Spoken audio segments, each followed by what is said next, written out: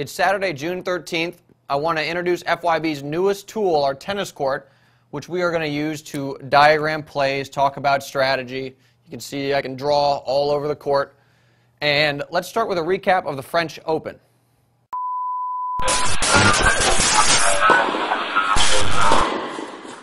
Last Saturday, Roger Federer beat Robin Soderling in the final of the French Open. It's Federer's first French Open title. He's now got the career Grand Slam.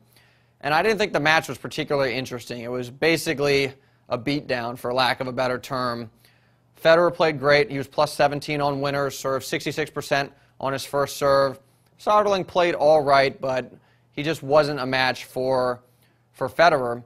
And the one thing that was different with Soderling's earlier match is something Federer did, which he said in the press conference that I think was a real effective, was Federer talked about, let's say Soderling is down here. Let's put an S for Soderling.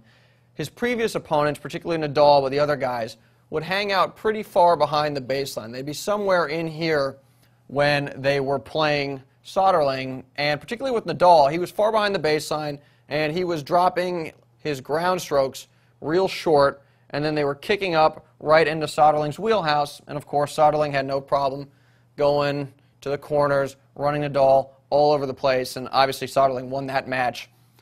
Gonzalez and Davydenko were pretty far behind the baseline as well. But Federer, and Federer always does this, he stands closer to the baseline, sometimes right on the baseline.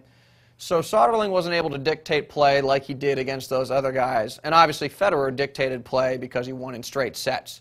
So that was not really an adjustment that Federer made, but that was why Federer was able to take it to Soderling, unlike some of the guys that Soderling played in the previous rounds. The other thing I want to talk about is Federer's use of the drop shot. It's a shot he hasn't really used in the past, not only on clay but other surfaces, and he incorporated it with great success into his game this past French Open. And I want to talk about a few points related to how he uses the drop shot and his drop shot technique. Now, Mary Carrillo made a great point about Fed's drop shot technique. Federer's forehand grip, as we've explained in another video, is an Eastern. And with that conservative grip, it's real easy for him to slide maybe a bevel or so, maybe half a bevel over, and get to a grip that he can use to effectively hit a drop shot. And that's an advantage over some other guys which have more extreme grips, and then you have to move your grip a lot more to get to an appropriate grip. The disguise isn't quite there. So that's one technical advantage Federer has with his conservative grip. Also, Federer was really smart about when he used his drop shot. His drop shot was great. I mean, the ball would bounce a bunch of times before it got to the service line. But it was when he chose to use his drop shot that really set that point apart. Now, famously, you could say, Federer drop shotted on Jose Acasuso's second serve a couple times. And why exactly is he drop shotting on a second serve? Well, when most pros hit a second serve, when they land, they are a little bit inside the baseline. Let's say they're right about here. Well, this is not a comfortable position from which to hit ground strokes. So players are going to retreat to their natural ground stroke depth. So they're moving backwards, in other words. So if Acasuso serves as the ball's traveling through the air, he is moving back. And then if Federer hits that drop shot, Acasuso has to stop and then close on the ball, so he has to change direction. And it's tough to get to the ball when you're backpedaling, and then you have to stop and sprint all the way to the net.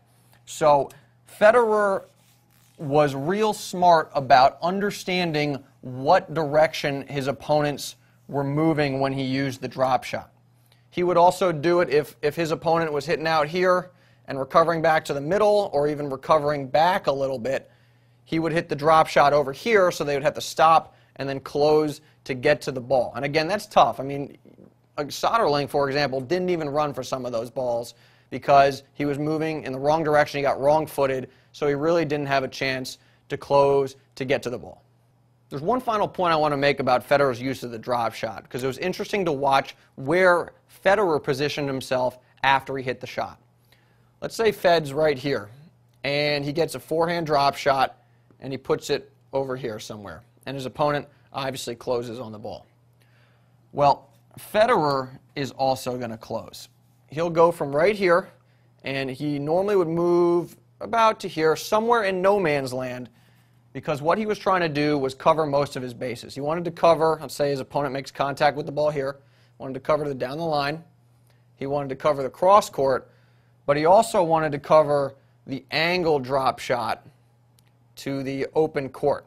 So by positioning himself here, he was able to cover most of the spots his opponent could put the ball. I'd also like to add that we'd love to hear your comments, so please post them below.